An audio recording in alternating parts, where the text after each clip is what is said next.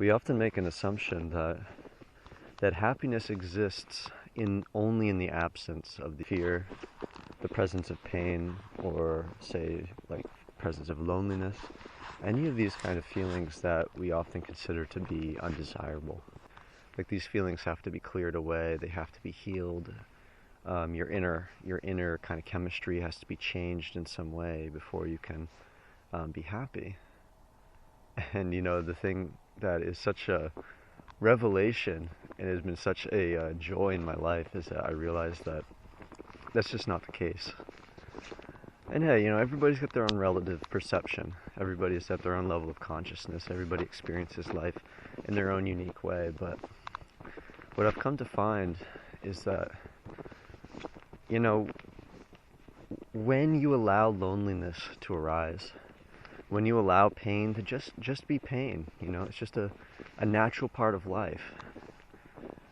When you allow fear to come up too, these are just feelings, they're sensations, they're energetic possibilities in your life, You don't have to get into a conflict with them, because you're not trying to preserve happiness when you know from deeper inside of yourself there's a happiness that exists whether or independently of all these feelings.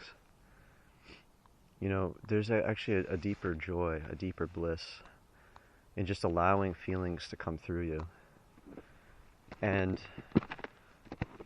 becoming used to not running away from your body's natural processes, not running away from the feelings that are maybe they're just in the atmosphere.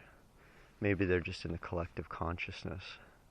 Maybe they're in the people around you. Maybe they're old patterns in your own mind. It's all interconnected.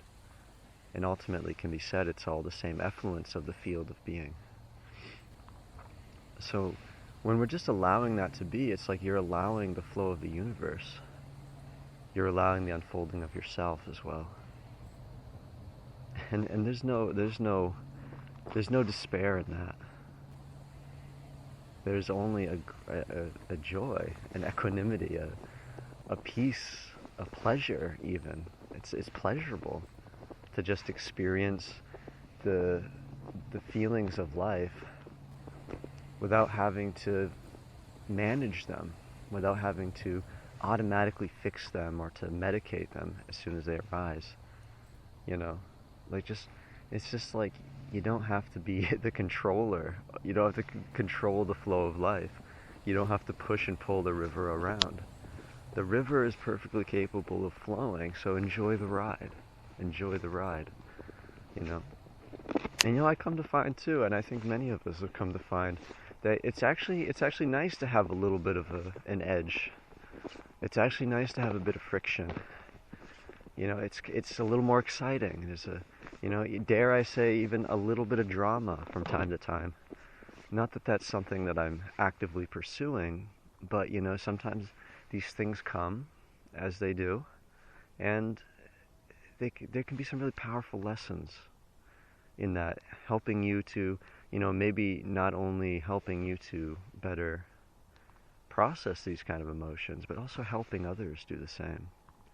And that is immensely rewarding, to know that the things that you're experiencing are actually, benefiting others as well, and that the things that they're experiencing can benefit you as well, because you have the receptivity to learn from that.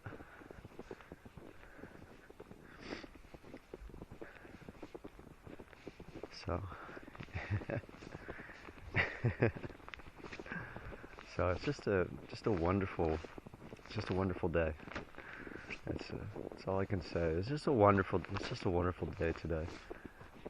Kind of walking out in the snow, walking out in the ice, and just feeling how there's so much space, and just thinking, talk about the world is your oyster, and I'm coming out here and I'm seeing this immense space where it's just like I can just walk around and experience whatever it is that I'm experiencing. There's no good feelings, there's no bad feelings, there's no judgment towards any of it. It's just life unfolding. It's like such a relief. What a relief. That I don't have to make it a certain way. that it's already flowing in the way that it's meant to. And honestly, a lot of the pains and maybe undesirable experiences that I may be experiencing or think I'm experiencing are actually due more to my own habitual resistance towards this flow rather than the flow itself. You know, that's a very profound realization. That's a beautiful, beautiful revelation. Because, you know, that automatically takes the pressure off of the whole dynamic of life.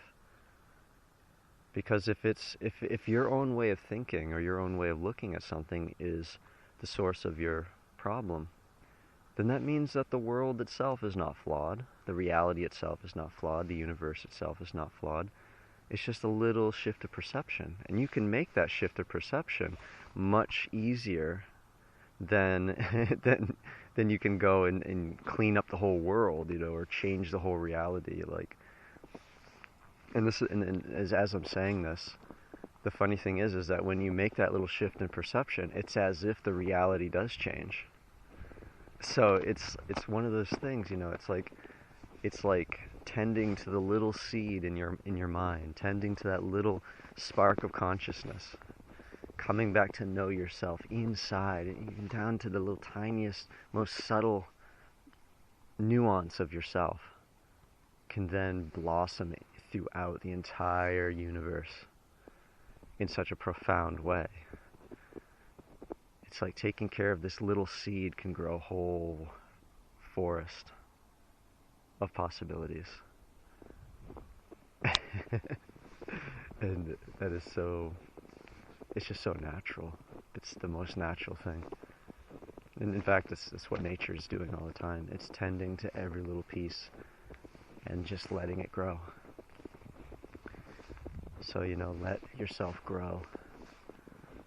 Let yourself grow. Enjoy the process no matter how it's presenting itself to you, because as soon as you open yourself up to what you're feeling, as soon as you are present in the moment, that's where everything opens up and everything changes and everything widens and everything is allowed to be processed and to be felt. And in that willingness to feel, your whole life automatically is being refined by the very hands that shape this universe, by the very powers that lend their harmony to each and every facet of this immaculate creation. And, you know, it's a funny thing that that little bit of fear or that little bit of pain or that little bit of loneliness, whatever it might be, is, you know, the unwillingness to just accept that for what it is like the very thing that keeps you from experiencing the fullness of your, not only the universe, but of your own radiance as well, because it's ultimately one and the same. And also, what a relief, you know, what a relief. And also the willingness to just allow that to be, whatever it might be. It then takes the pressure off you. You don't have to push and pull the river around. You don't have to keep these feelings under wraps or push them around. They're not your feelings anyway. Even if they are originating in your mind or in your body, you don't have to lay claim to them in such a rigid way. Even if they're coming from some other place, of course, if they're coming from some other place, you don't have to lay claim to them. But even if they're coming from inside of yourself, you don't even have to lay claim to them then. Because it's just another thought, it's just another abstraction. It's all the flow of the universe. It's all the flow of being. Just let it be, let it go. Things improve, things flourish. And you know, it's in that willingness to face your fears that you realize you have the courage to do so. It's in your willingness to face your pains. You realize you have the ability to soothe and to strengthen. As soon as you're open to the possibility, as soon as you're open to your own completeness, everything refines itself in accordance with that completeness. Everything refines itself in accordance with that healing. Everything refines itself in accordance with that willingness to feel, without discrimination, without prejudice, without fear, as your basic motivator. Joy is your basic motivator. Peace is your basic motivator. Completeness is your foundation. This is where our misconceptions can come from, is because we believe, and so oftentimes we believe that incompleteness or lack or scarcity, these kinds of attitudes, that these are our basic motivators. These are our foundation. And so it becomes an unending search for something that you can't really find outside of yourself. So it really is quite fruitless in the end.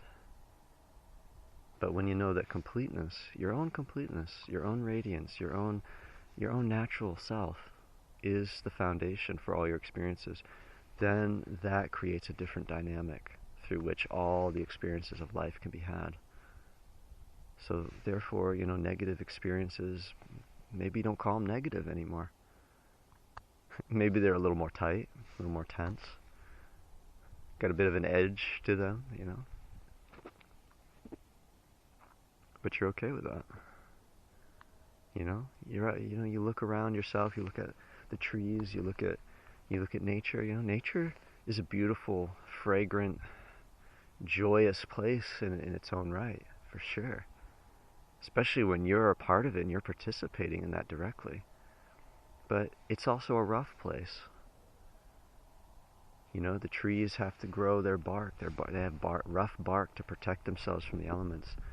The animals have to take shelter. Sometimes animals have to take shelter from other animals also. It's a beauty to be respected. And that's the thing about life, it's beautiful and it provides for you, but the way that it provides for you can be rough sometimes. Especially if you're resisting it. It will feel more exaggerated in that respect. But it's really just trying to get you to open up. Because, again, there is an intelligence to this whole thing. And that intelligence, it's like the greatest desire of that universal intelligence is that it wants you to merge with it. It wants you to come home. It's like you're like the child who's been playing outside, and your parents want you to come on in and have dinner with them. And the intelligence is it's like your parent. It wants you to come on in and merge, and be one with the family of being. That's why it does what it does.